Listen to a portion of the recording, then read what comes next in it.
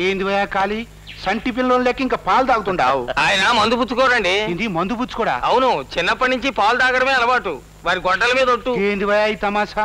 మందు గిట్లా పుచ్చుకోవు, అమ్మాయిలు తానకపోవు, మరి గట్లా పైకి వచ్చినవయా నువ్వు? తాగి పైకి వచ్చారు కాబట్టి మిమ్మల్ని కాశీ గారు అన్నారు, తాగకుండా పైకి వచ్చారు కాబట్టి వారిని కాళీ గారు అన్నారు. చాలే అసలు ముచ్చడికి వస్తాండయ్యా. ఈ పాలిటిక్స్ లా గియాల రేపు లీడర్ పొజిషన్ ఎప్పుడు ఎట్లుంటుందో ఎవ్వరు చెప్పలేం. రేపు గిట్లా ఈ పొజిషన్ లేదనుకో ఈ సారా పేరేంది భయ? జానీవాకర్. తాగేటందుకు ఈ జానీవాకర్ ఉండదు, తినేటందుకు జీడిపప్పు ఉండదు, మళ్ళా గుడిసెల కాడికి పోయి గంజి తాగాల్సిందే. అందుకని మన టౌన్ లా సెంటర్ లా 25 ఎకరాల పోరంబోకుంది కదా, గది ఎట్లయినా మన సొంతం కావాలి. అదేలాగండి, అందులో అలగా జనం చాలా కాలంగా గుడిసెలు వేసుకుని ఉంటున్నారుగా. ఎన్ని ఊళ్ళలో ఎన్ని గుడిసెలని ఖాళీ చేస్తారు? చాలు, మన పొజిషన్ కోసం ఎన్ని గుడిసెలైనా ఖాళీ చేస్తామయ్యా. అప్పుడు మిమ్మల్ని ఒట్టి కాశీ అనరు, గుడిసెల కాశీ అంటారు. గదో బిరుదు అనుకుందాం, ఏమైతుంది? చూడు కాళీ, నువ్వు పాలే తాగుతావో ఇంకేమైనా తాగుతావో మనకు తెలవదు. ఈ గుండు బలంతో పైనుంచి పట్టలు పుట్టించే పూచి నాది, నీ గుండె బలంతో గుడిసెలు ఖాళీ చేయించే పూచి నీది. ఇది గనక కుదిరింది అనుకో, అందులో సగం నీది సగం నాది. ఏమంటావు? గుడిసెలు ఖాళీ చేయించడం పెద్ద పనేం కాదు, కానీ సగం సగం పార్ట్నర్షిప్ డీడే బాగోలేదు. గట్లనా? ఈ సగం సగం కాదు గాని నీకు 3 నాకు 2 వాటలు. ఇక ఆలోచించాల్సిన పని లేదు, ఒప్పేసుకోండి. ఓకే, గ్లాసులు కలుపుండ్రి. కాశీకు ఎక్కడ ఉన్న పౌరంభోగ స్థలాలు చాలటం లేదమ్మా. తన స్వార్థం కోసం పార్టీ పరువు ప్రతిష్టలు నాశనం చేస్తున్నాడు. అందుకే బాబు, ఆ అమాయకులకు నా ఆకాశ నీడ కూడా పోతుందేమో నన్న భయంతో మీ దగ్గరికి వచ్చాను. చూడమ్మా, వాళ్ళ బెదిరింపులకు భయపడి మన వాళ్ళు గుడిసెలు ఖాళీ చేస్తారేమో, ఆ పని మాత్రం చేయొద్దని చెప్పు. వాళ్ళ భూమి మీద దొంగ పట్టాలు పుట్టించక ముందే మనం పై అధికారులను కలిసి మన వాళ్ళకు న్యాయం జరిగేలా చూద్దాం. మన వాళ్ళను ధైర్యంగా ఉండమని చెప్పమ్మా. అలాగే బాబు, వస్తాను. ఏమిటి ఆలోచిస్తున్నారు? మంత్రి కాశీ అంటే మన బతుకుల్ని పీక్కు తినే ఊరకుక్క. అందుకే ఆ కాళీగాడి కాళ్లు పట్టుకుని మనల్ని ఇక్కడి నుంచి ఖాళీ చేయించి వాళ్ళిద్దరే అనుభవించాలని చూస్తున్నారు. ఆ కాళీగాడి మనుషులు వచ్చి మనల్ని ఏం బెదిరించినా మనం ఇక్కడి నుంచి కదిలేదే లేదు. వసే నాగమ్మ, ఆడితో మనకెందుకే? అందరినీ పొడిచి పారేసిన అడిగే దిక్కుండదు, చెప్పే న్యాయం లేదే. ఈ స్థలం వాడు బాబుగాడిదేం కాదు, సర్కారు వాళ్ళ పోరంబోకు. ఈ విషయం గోపాలకృష్ణ బాబు నాతో చెప్పారు. మనందరం కలిసికట్టుగా ఉంటే ఆడు మనల్ని ఏమీ చేయలేడు. ఒరే సోములు, నువ్వు వెళ్ళి ఒకసారి లాయర్ గారితో మాట్లాడరా. ఇదిగో చూడండి, మీకేం భయం లేదు. గవర్నమెంట్ వాళ్ళు పోరంబోకు స్థలాలు మీకు ఇవ్వడానికి సిద్ధంగా ఉన్నారు. వాళ్ళ మాటలు వీళ్ళ మాటలు విని మీరేం ఖాళీ చేయొద్దు. అవసరమైతే పోలీస్ సపోర్ట్ తీసుకుందాం. నిజమే సార్, మీరన్నట్లు వాళ్ళు మమ్మల్ని భయపెట్టేస్తున్నారు. ఆ ఖాళీ చేత స్థలాల్ని ఖాళీ చేయిస్తారు. ఖాళీయా? అవును సార్, ఖాళీయే. చూడు బాబు, నాకు టైం లేదు.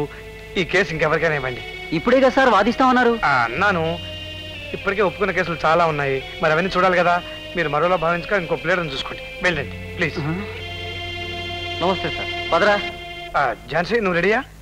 ఏమండి, మీరు గతంలో గ్రామ్ ఫోన్ కంపెనీలో పనిచేశారా? అదేమిటి? ఆహా, ప్లేట్లు సులభంగా మారుస్తుంటేను. ఝాన్సీ, లేకపోతే ఏమిటండి? వాళ్ళు మీ మీద ఎంతో నమ్మకంతో వస్తే వాళ్ళకు మీరిచ్చే సలహా ఇదేనా? ఆ ఖాళీ పేరు వినగానే లా పుస్తకాల్లో ఉన్న న్యాయాన్ని, మీలోని బాధ్యతలు చంపేశారు. ఇది మీ వృత్తికి గౌరవం కాదు. ఝాన్సీ, అనవసరమైన బాధ్యత తీసుకుని మనశ్శాంతిని చంపుకోవడం నాకు ఇష్టం లేదు. వృత్తి మనిషిని బతికించాలి కానీ చంపకూడదు. ఇవి నా బ్రతుకు చట్టంలో ఉన్న సెక్షన్లు. ఏమండి? పద, నేను స్కూటర్ మీద డ్రాప్ చేస్తాను. వద్దులేండి, నేను రిక్షాలోనే వెళ్తాను.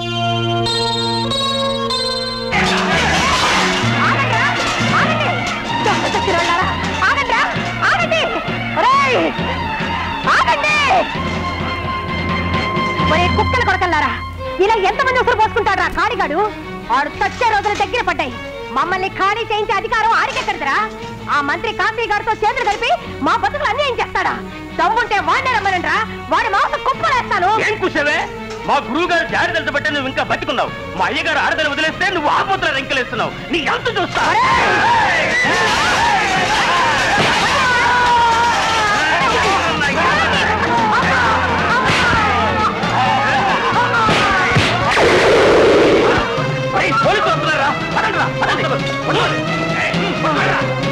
బాబు, ఆ కాళీగారి మనుషులు వచ్చి సోవల్ని కొట్టేశారు బాబు.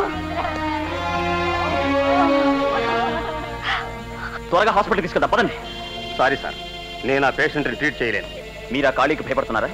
ఆయనకు భయపడే 1,00,000 మందిలో నేను ఒకని. కానీ ఓ గవర్నమెంట్ డాక్టర్గా మీ బాధ్యత మర్చిపోయి మాట్లాడుతున్నారు. ఉద్యోగమైనా వదులుకుంటాను కానీ ప్రాణాల మీద తెచ్చుకునే బాధ్యత నాకు అక్కర్లేదు. డాక్టర్ గారు, పేషెంట్ చావు బ్రతుకులో ఉన్నాడు.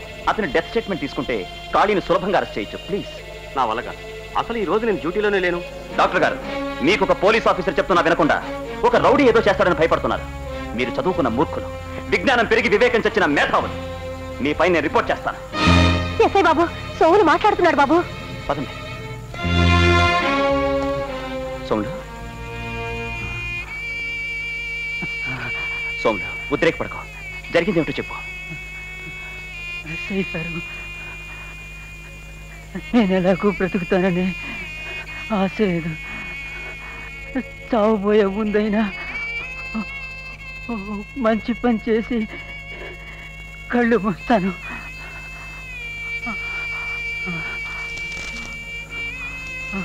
చెప్పు. ఎస్ఐ గారు, ఆ కాళీగాడు రౌడీలను పంపించి మా సామాన్లన్నీ బయట పారేయించి మా గుడిసెలన్నీ పీకించి మమ్మల్ని చావచేత కొట్టించాడు.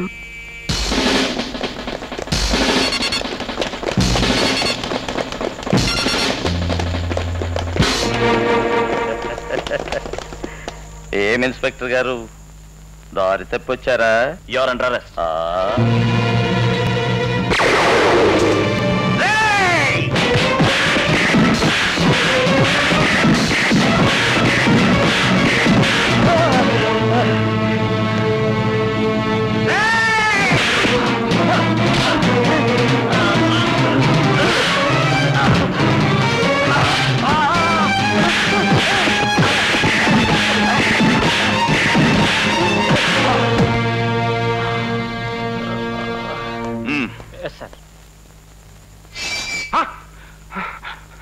ఏంది భయ్యా, మన యువజ్యోతి కాళీగాన్ని ఆ బచ్చ ఎస్ఐ గారు అరెస్ట్ చేసిందా? ఇప్పుడు మన పార్టీ ఇజ్జత్ ఏం కావాలి, మన పొజిషన్ ఏం కావాలి? చూడు, 5 నిమిషాలు కూడా కాళీగారు జైల్లో ఉండేందుకు ఇల్లే గయాన్ని నేను చూసుకుంటా. మీరు మాత్రం ఏం చేస్తారు తెలుసా? ఆ ఎస్ఐ గారికి వ్యతిరేకంగా ఈ స్కూల్ పోరగాన్లు పిలిచి ఈ స్ట్రైక్ చేయించండి, దుకాణములు బంద్ ఉంచుండ్రి, నిరాహార దీక్ష చేయండి. మీరేం ఫిగర్ పడుకుంటారు, మీ వెనక నేను ఉంటా. మన గురువు గారైన కాళీగారిని అరెస్ట్ చేశారు. ఆయన్ని విడుదల చేసేంత వరకు కాలేజీ బంద్. కాళీగారిని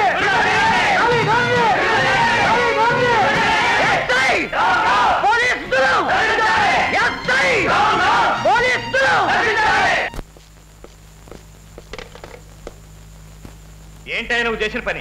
ఆ కాళీ ఎవరనుకున్నావు? ఆయన పలుకుబడి ఢిల్లీ వరకు బాకుంది. ఇవన్నీ తెలిసి ఆయన అరెస్ట్ చేసావా?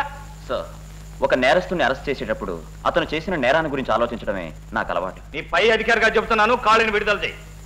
క్షమించండి, కాళీని అరెస్ట్ చేసినందుకు నన్ను అభినందిస్తారనుకున్నాను. కానీ అతని గుండాయిజం మీద చూపిస్తున్న గౌరవం నా నిజాయితీ మీరు చూపలేకపోతున్నాను. చూపిస్తే మన ఉద్యోగాలు ఓడతాయి. వెంటనే వెళ్ళి కాళీగారిని విడుదల చేయి. క్షమించండి సార్, నేను ఆ పని చేయలేను. ప్రకాష్, ఏమిటి మునితనం? నాది మొండితనం కాదు సార్, బాధ్యత. వస్తాను. హలో, లాయర్ లింగాన్ని మాట్లాడుతున్నాను. లాయర్ మహాలింగ గారా? చెప్పండి సార్. గుడిసెల నాయకుడు సోములు చావడానికి వీల్లేదు. వాడు చస్తే నువ్వు చస్తావనే పాయింట్ కాళీగారు చెప్పమన్నారు. సరే, అలాగేనండి. జరిగింది ఏదో జరిగిపోయింది, ఆ పాయింట్ అలా ఉంచు. చస్తాననుకున్నావు, ధైర్యంగా కాళీగారి మీద రిపోర్ట్ ఇచ్చావు. కానీ చావలేదే. ఎముడి దగ్గర ఉన్నవాడిని బలవంతాన ఈడ్చుకొచ్చాం. అంటే మా పవర్ ఏమిటో ఒక్కసారి తెలుసుకో. ఇప్పుడు చెప్పు, బతికి బెల్లం పిల్లలు చూసుకోవాలందా లేక తావాలనుందా? నాకు తెలుసు, మనిషి అనేవాడికి బతకాలనే ఉంటుంది కనుక ఎస్ఐ గారే నీ చేత కాళీగారి మీద బలవంతాన రిపోర్ట్ ఇప్పించారు అని బయట విలేకరులు ఉన్నారు, వాళ్ళతో చెప్పు. అప్పుడు బతకడానికి బ్యాంకులో 10,000 రూపాయలు ఉంటాయి, కార్పొరేషన్ లో ఉద్యోగం ఉంటుంది, ఇంటి దగ్గర బెల్లం పిల్లలు ఉంటారు. ఏమిటయ్యా ఆలోచిస్తున్నావు? ఇది నీ లైఫ్ అండ్ డెత్ పాయింట్. రేపో మాపో కాళీగారు బయటికి రావడం ఖాయం.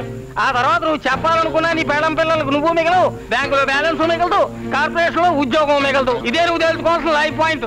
తెలుసుకో. చెప్పవా? చెప్పు, దీనికి ఏం సమాధానం చెప్తావు చెప్పు. ఆ రోజు సాక్ష్యం అన్నావు, ఆ సాక్ష్యం కథ ఈ రోజు ఎదురు తిరిగింది.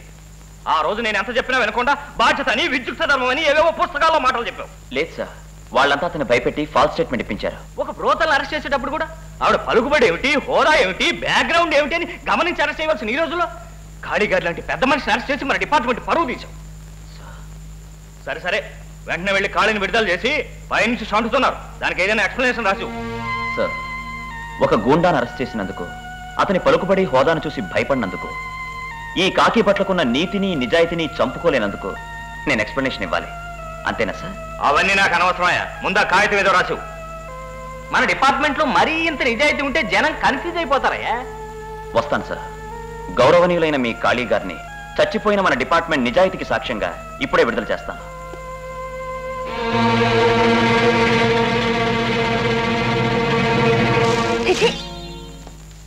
ఏమిటి ఝాన్సీ, నీ కోపానంతా పేపర్ల మీద చూపిస్తున్నావు? లేకపోతే ఏమిటండి, ఆ గూండాగాన్ని విడుదల చేస్తే పేపర్లో అభినందిస్తూ ప్రత్యేక అనుబంధాలు వేశారు. తప్పదు, పేపర్ వాళ్ళైనా సరే ఎవరైనా సరే వాడికి భయపడి తీరాల్సిందే. అందరూ మీలాగా ఉండబట్టే వాడి ఆటలు అలా సాగుతున్నాయి. స్వాగతం సుస్వాగతం.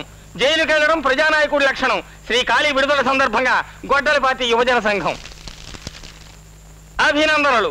యువజ్యోతి కాళీ జైలు నుంచి విడుదలైన శుభ సందర్భంలో అభినందనలు. సినిమా థియేటర్ల సంఘం శుభాకాంక్షలు.